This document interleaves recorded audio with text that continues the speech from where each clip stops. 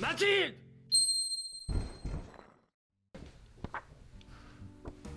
Oh salut vous, comment ça va? Écoutez, je suis de très bonne humeur et j'ai envie aujourd'hui de vous parler de mythologie grecque antique. On va commencer par un petit résumé. Qui sont les dieux grecs principaux et où vivent-ils? Eh bien les dieux grecs sont 12, ils vivent à l'Olympe et ce sont des beaux gosses immortels. D'abord nous avons Zeus, le boss, le patron, le maître de tout le monde. En deuxième nous avons Héra, sa femme, la déesse des mariages et des femmes.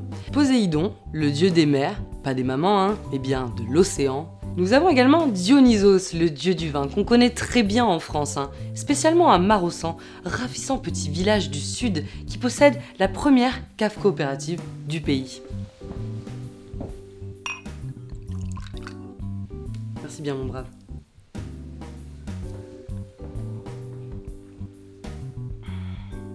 Il n'est pas bon. Et nous avons aussi Hermès, dieu des voyageurs, des voleurs, des foulards et des ceintures en cuir. Ensuite, nous avons Apollon, le dieu des arts, Athéna, la déesse de la sagesse, et Artémis, la déesse de la chasse et de la nature. Il y a aussi Déméter, la déesse de la végétation. En quoi elle est différente de la déesse de la nature? Je ne sais pas, n'empêche, elle existe. Ceux qui vont nous intéresser aujourd'hui sont Arès, dieu de la guerre, Aphrodite, déesse de l'amour, et Héphaïstos, dieu des forgerons.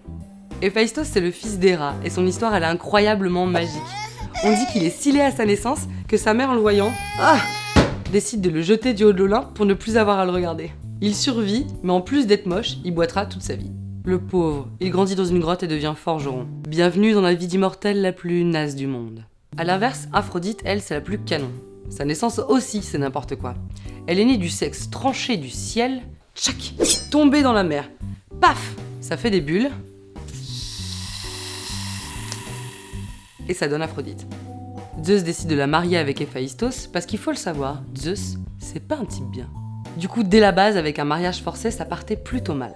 De toute façon, les dieux de l'Olympe, c'est des ados éternels. Tous les foutre sur le même mont, c'était pas une bonne idée. Ça a créé un phénomène de type les Marseillais en Thaïlande, sauf que là, c'est les Marseillais à l'Olympe. Tout le monde s'embrouille, tout le monde couche avec tout le monde. Franchement, ça a l'air stylé comme émission, mon pote. Moi, la petite Aphrodite, je vais la frotter. Toi-même, tu connais. Dac. Aphrodite, son amant préféré, c'est Arès, le dieu de la guerre. Un jour, le dieu du soleil les capte et va tout cafeter à Héphaïstos. Genre, t'es cocu, ta meuf, elle te pétron. Héphaïstos, ça l'énerve bien salement. Il décide de créer un filet transparent magique pour emprisonner Aphrodite et Arès sur leur lit. Quand Aphrodite commence sa petite affaire, besos en la boca, paf, ils sont emprisonnés, évidemment, parce que Héphaïstos connaît son taf. Mais tous les autres dieux les voient, et au lieu de soutenir Héphaïstos, ils se foutent de sa gueule et ils éclatent de rire.